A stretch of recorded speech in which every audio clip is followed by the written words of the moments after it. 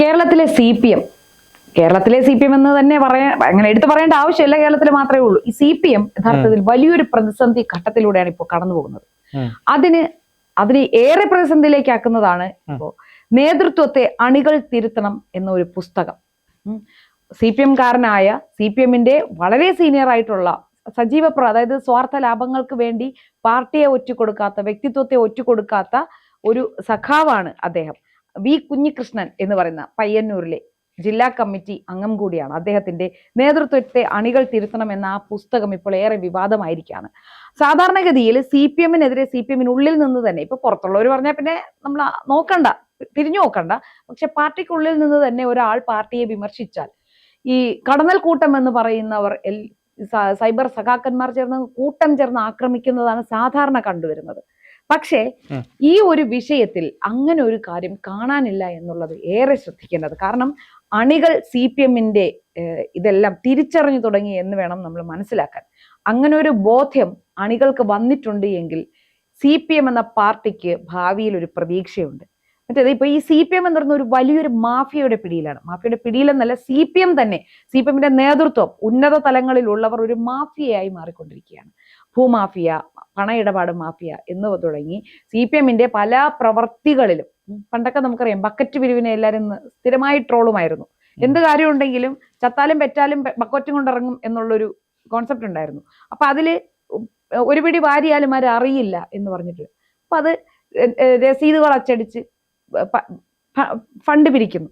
അതിൽ തട്ടിപ്പ് നടത്താൻ പറ്റില്ലല്ലോ എന്ന ഒരു ധനം. പക്ഷെ കോൺഗ്രസിനെ കുറിച്ചൊക്കെ ഇവർ പലതും ആരോപിക്കും. കോൺഗ്രസ് ഒക്കെ അതുണ്ടെങ്കിൽ അത് എടുത്തുനിന്ന് തന്നെ പറയുകയും ചെയ്യും, അത് വേറൊരു കാര്യം. പക്ഷെ ഇവർ വളരെ പുണ്യാളന്മാർ ചമയുകയും ഉള്ള സകല ഉഡായ്പ പരിപാടികളും വെച്ചു പുലർത്തുകയും ചെയ്യുന്നവരാണ് ഈ സി പി എം നേതാക്കൾ എന്ന് പറഞ്ഞാൽ. എല്ലാവരും ഒന്നല്ല, പാർട്ടിയെ സ്നേഹിക്കുന്ന കറകളഞ്ഞ കമ്മ്യൂണിസ്റ്റുകാർ ഇപ്പോഴും ആ പാർട്ടിയിൽ ഉണ്ട് എന്നതാണ് എനിക്ക് തോന്നുന്ന ഈ ഒരു വിഭാഗം സി പി എമ്മുകാരുടെ ഒരു ആശ്വാസം എന്ന് പറയുന്നത്. പക്ഷേ ഈ ഒരു വിഷയത്തിൽ സി പി എമ്മുകാർ തന്നെ തിരിച്ചു ചിന്തിക്കാൻ തുടങ്ങി. അത് യഥാർത്ഥത്തിൽ സി പി എമ്മിന് ഒരു പോസിറ്റീവ് അല്ലേ തോന്നുന്നത്? ഈ കൂട്ടം കൂടി ആക്രമിക്കുന്നത് നിർത്തിയിട്ട് സി പി എമ്മിനുള്ളിൽ പരാതി, പാർട്ടിക്കുള്ളിൽ പരാതി പറഞ്ഞതിനെ അന്വേഷിക്കാതെ ആ വ്യക്തിയെ കുലംകുത്തി എന്നും കാലുവാരി എന്നും മുദ്ര കുത്തുന്നത് അവസാനിപ്പിക്കണം എന്ന് പാർട്ടിയിൽ നിന്ന് തന്നെ മുറവിളി ഉയരുന്നു എന്നാണ് ഞാൻ മനസ്സിലാക്കിയിട്ടുള്ളത്. ഇത് പാർട്ടിക്ക് ശരിക്കും പ്രയോജനം ചെയ്യുകയല്ലേ ചെയ്യും? പാർട്ടിക്ക് പ്രയോജനം ചെയ്യുമായിരുന്നു. കഴിഞ്ഞൊരു 5 വർഷം മുമ്പാണ് ഇത് സംഭവിച്ചത്. ഞാൻ ചോദിക്കുന്നത്, ഒരു പാർട്ടിയുടെ അല്ലെങ്കിൽ ഒരു ശരീരത്തിന്റെ 95% ക്യാൻസർ ബാധിച്ചു കഴിഞ്ഞാൽ എങ്ങനെയാണ് ആ പ്രസ്ഥാനത്തെ രക്ഷപ്പെടുത്തിയെടുക്കാൻ പറ്റുക? ആ സ്റ്റേജ് കഴിഞ്ഞ ഒരു പാർട്ടിയെ വളരെയധികം സ്നേഹിക്കുന്ന പ്രവർത്തകർ, സാധാരണ പ്രവർത്തകരുണ്ട്. അവർക്ക് രക്ഷപ്പെടുത്തിയെടുക്കുക എന്ന് പറഞ്ഞാൽ ഭയങ്കര ടാസ്ക്കാണ്. പക്ഷെ ഒരു മനുഷ്യ ശരീരത്തിലെ ക്യാൻസറിനോട് ഞാൻ ഉപമിച്ചത് ആ രീതിയിൽ തന്നെ സി പി എമ്മിനെ മാഫിയകളും അതുപോലെ തന്നെ സകലമാന ലോബികളും കൈയടക്കി കഴിഞ്ഞിരിക്കുന്നു. അതൊരിക്കലും ഇവരത് പുറത്ത് കാണിക്കില്ല.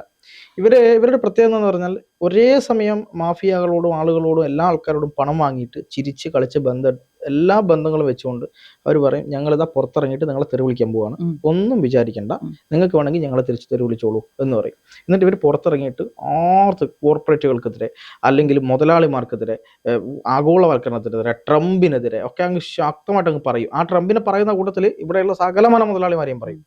എന്നിട്ട് ഇവിടെ എന്ത് നെറുകേട് നടന്നാലും അതിനെതിരെയും പറയും. അപ്പം ഇവരാണ് യഥാർത്ഥ നായകർ എന്ന് വിചാരിക്കും.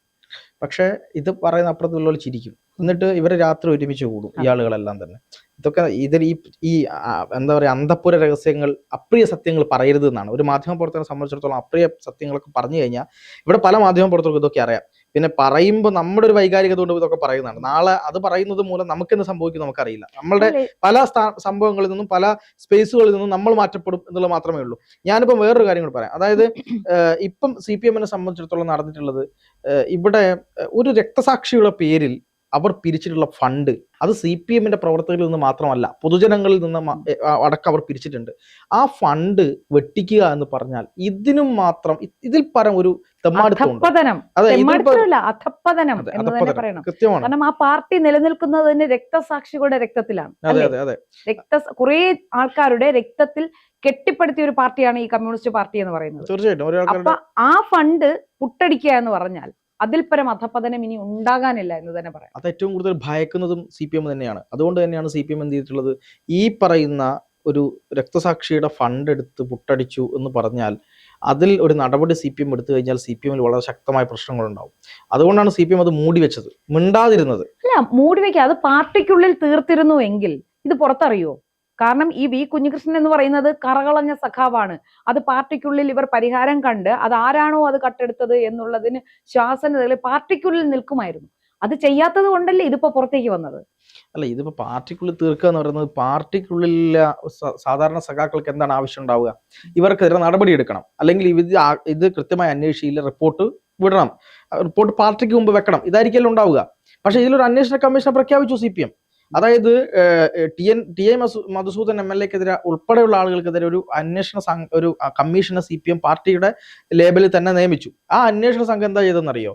ഈ അന്വേഷണ സംഘമല്ല, കമ്മീഷൻ, ഈ അന്വേഷണ കമ്മീഷനിലെ ആളുകൾ ചേർന്നുകൊണ്ട് പണ്ട് PK ശശിയുടെ തീവ്രത കുറഞ്ഞ പീഡനമാണ് എന്ന് പറഞ്ഞതുപോലെ അന്വേഷിച്ചിട്ട് ഇതിൽ കാര്യമായ തെളിവുകളോ കാര്യങ്ങളോ ഒന്നുമില്ല, ഇതിൽ അങ്ങനത്തെ സംഭവങ്ങളൊന്നും നടന്നിട്ടില്ല എന്ന് പറഞ്ഞ് ഈ മൊഴി കൊടുക്കാൻ പോയ ആൾക്കാരെ വരെ ആ കമ്മീഷൻ ഇടപെട്ട് നിങ്ങൾ ഇങ്ങനെ മൊഴി തരരുത് എന്ന് പറഞ്ഞു എന്നാണ് ഗുരുതരമായ ആരോപണമുള്ളത്. കമ്മീഷൻ മാറ്റുന്ന അവസ്ഥയിലേക്ക് തരം താണിരിക്കുക. സത്യം, ആ ഒരു അവസ്ഥയിലേക്കാണ് കാര്യങ്ങൾ പോയത്. ഇതിന്റെ ഒരു ഗുരുതരാവസ്ഥ എന്ന് പറയുന്നത്, ഒരു രക്തസാക്ഷിക്ക് വേണ്ടി പിരിച്ചിട്ടുള്ള ഫണ്ട്, ധനരാജിന്റെ വീടുണ്ടാക്കാൻ വേണ്ടി കൊടുക്കാൻ വേണ്ടി ഉണ്ടാക്കിയിട്ടുള്ള ഫണ്ട്, അതുപോലെ തന്നെ അവിടെയുള്ള സഹകരണ സ്ഥാപനങ്ങളുമായി ബന്ധപ്പെട്ട് ഒരു സഹകരണ സ്ഥാപനത്തിന് വേണ്ടിയിട്ട് ഭൂമി വാങ്ങിയ കേസിൽ ആ ഭൂമി വാങ്ങിയ വിഷയവുമായി ബന്ധപ്പെട്ട് അതിൽ ഇടനില നിന്ന് കമ്മീഷൻ ഇല്ലാതെ ഒരു കളിയുമില്ല. കമ്മീഷൻ വാങ്ങുന്ന പറഞ്ഞാൽ ഇപ്പൊ സഹകരണ സ്ഥാപനത്തിന്റെ ഫണ്ട് എന്ന് പറഞ്ഞാൽ പൊതുജനങ്ങളുടെ ഫണ്ടും കൂടിയാണെന്നുള്ളത് മനസ്സിലാക്കണം. അപ്പൊ അത് CPM ആയിക്കോട്ടെ, എന്തോ ആയിക്കോട്ടെ, അതിലൊരു തെളിച്ചം ഉണ്ടാവണം എല്ലാത്തിനും. അപ്പൊ ഇത് പാർട്ടിയെ തന്നെ പറ്റിക്കുകയാണ്, പാർട്ടിക്കുള്ളിലെ പാവപ്പെട്ടവരെ പറ്റിക്കുകയാണ്. ഇവരുടെ ഫണ്ടാണല്ലോ ഈ കൊടുക്കുന്നത്. ഈ സഹകരണ സ്ഥാപനത്തിൽ നിന്ന് ഇപ്പം 1 കോടി രൂപയ്ക്ക് ഒരു സ്ഥലം വാങ്ങുകയാണ്. 1 കോടി രൂപയ്ക്ക് സ്ഥലം വാങ്ങിയിട്ട് അത് സഹകരണ സ്ഥാപനത്തിൽ കൊടുക്കുന്നത് 2 കോടിക്കാണ്. അപ്പൊ ആലോചിച്ച് നോക്കൂ, പാർട്ടിക്ക് വേണ്ടിയിട്ട് വാങ്ങുന്ന ഫണ്ട് ഇവർ ഇടനിൽ നിന്ന് നേതാക്കന്മാർ 1 കോടി ഉണ്ടാക്കുകയാണ്. ഈ പാവപ്പെട്ട പ്രവർത്തകർക്ക് എന്താ വില? ഞാൻ ചോദിക്കട്ടെ, ഇപ്പോഴത്തെ ഒരു കാലഘട്ടത്തിൽ പ്രവർത്തകർ വിചാരിച്ചാൽ ഒരു പക്ഷേ ഈ പാർട്ടിയെ നേരെയാക്കാൻ പറ്റുമെന്ന് എനിക്ക് അറിയില്ല. പക്ഷെ അതിനുള്ളൊരു ശ്രമമെങ്കിലും അവർ നടത്തുന്നു എന്നുള്ളത് വലിയ കാര്യമാണ്. ഇവിടെ നേതാക്കന്മാർ പൈസ ഉണ്ടാക്കാൻ വേണ്ടി ശ്രമിച്ചുകൊണ്ടേയിരിക്കുന്ന ഒരു കാലഘട്ടത്തിലൂടെ നമ്മൾ നടന്നു പോകുന്നത്. അത് ലോക്കൽ കമ്മിറ്റി നേതാവ് മുതൽ അങ്ങ് സംസ്ഥാന കമ്മിറ്റി നേതാവ് വരെ ഇതിന്റെ, അതായത് സംസ്ഥാന കമ്മിറ്റി മാത്രമല്ല അഖിലേന്ത്യാ കമ്മിറ്റി വരെ ഇതിന്റെ പുറകിലുണ്ട്. അതായത് അവരെന്ത് ചെയ്യും? അതുകൊണ്ട് ഇവർ നിന്ന് ന്യായീകരിക്കും. കാരണം മുകളിലുള്ളവൻ 50 കോടി കട്ടാൽ താഴെയുള്ളവൻ 1 ലക്ഷമേ കക്കാൻ പറ്റുള്ളൂ. പക്ഷെ അവനായി 1 ലക്ഷം മതി. മനസ്സിലായില്ലേ? അതിനുണ്ടാവണമെങ്കിൽ ഈ പാർട്ടി അധികാരത്തിൽ ഉണ്ടാവണം. അപ്പൊ നമ്മുടെ പാർട്ടി, നമ്മുടെ ചിഹ്നം, വൈകാരികത, രക്തസാക്ഷി, അല്ലെങ്കിൽ പിന്നെ കുറെ കാര്യങ്ങൾ അങ്ങ് പറയും, ജാതി, ഇതൊക്കെയാണ് പറയാ. നമ്മുടെ അമ്പലത്തിൽ കയറാൻ സഹായിച്ചത് ഞങ്ങളാണ്. അതിലൊന്നും വലിയ കാര്യങ്ങളൊന്നുമില്ല, അതൊക്കെ വേറെയാണ്.